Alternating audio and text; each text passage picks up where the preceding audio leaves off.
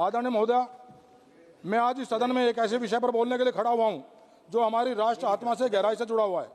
वंदे मातरम ये दो शब्द मात्र एक अभिवादन नहीं, बल्कि हमारी सामूहिक पहचान, हमारे साझा त्याग और हमारी अखंडता एकता के अमर भाव का सामर्थ्यपूर्ण आह्वान है। वंदे मातरम, जिसे 19वीं शताब्दी में बंकिम चंद्र जी ने रचा, हमारे स्वतंत्रता संग्राम के दौरान जन जन का प्रेरणा स्रोत बना। 1896 में भारतीय राष्ट्रीय कांग्रेस के अधिवेशन में इसे पहली बार गुरुदेव रविन्द्रनाथ टैगोर द्वारा गाया गया और तभी से यह अनगिनत भारतीयों को भयमुक्त होकर अन्याय के विरुद्ध खड़े होने और स्वतंत्र भारत का सपना देखने की प्रेरणा देता रहा।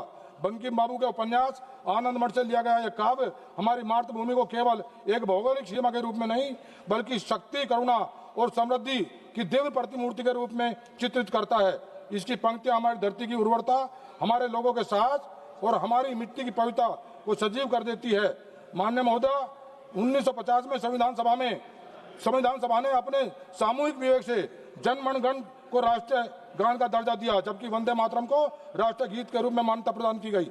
यह कोई समझौता नहीं था, बल्कि हमारे बहुलतावादी मूल्यों का उत्सव था। एक स्पष्ट घोषणा की विविधताओं से भरे इस महान राष्ट्र में हम राष्ट्रीय गौरव के अनेक प्रतीकों को सम्मान दे सकते हैं।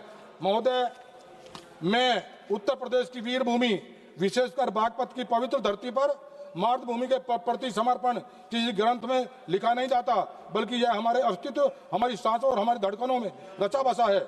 यहाँ का हर युवा, हर किसान, हर माँ बहन अपने भीतर जन्मजात देशभक्ति लेकर चलता है। इसलिए वंदे मातरम हमारे लिए केवल एक गीत नहीं, बल्कि हमारी आत्मा का स्वर, हमारे गीत की गौरव की पुकार और राष्ट्र निर्माण की अनंत प्रेरणा है। महोदय, मैं आपका ध्यान इतिहास गवाह है।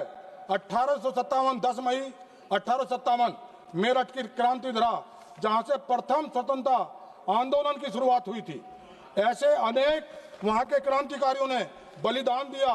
बाबा शामल जैसे महान क्रांतिकारी, बाबा शामल जी, धन सिंह कोतवाल जैसे महान क्रांतिकारी, और जहां पंडित कल्याण सिंह, चौधरी धर्मवीर सिंह, मौलाना इसाक अली, बाबा हरनाम सिंह जैसे अनेक अनाम गुलाम वीरों ने अंग्रेजी सत्ता के विरुद्ध संघर्ष की ज्योति प्रज्वलित की। यही कारण है कि यहाँ राष्ट्र प्रेम विरासत में नहीं, बल्कि रक्त में बहता है।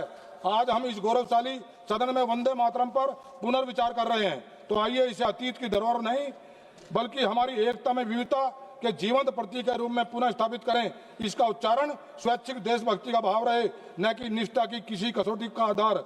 हमें अपने बच्चों को इसे केवल याद ही नहीं कराना, बल्कि इसके अर्थ, इतिहास और इसकी आत्मा से परिचित कराना चाहिए। अंत में मैं उन असंख्य स्वतंत्रता सेनानियों की भावना को प्रणाम करता हूं, जिन्होंने इसकी धुन में साहस पाया और इसकी पंक्तियों में अपना मार्ग। वंदे मातरम हमें सदैव सत्यनिष्ठा, समावेश और मातृभूमि की सेवा के लिए प्रति अटूट समर्पण की प्रेरणा देता रहे।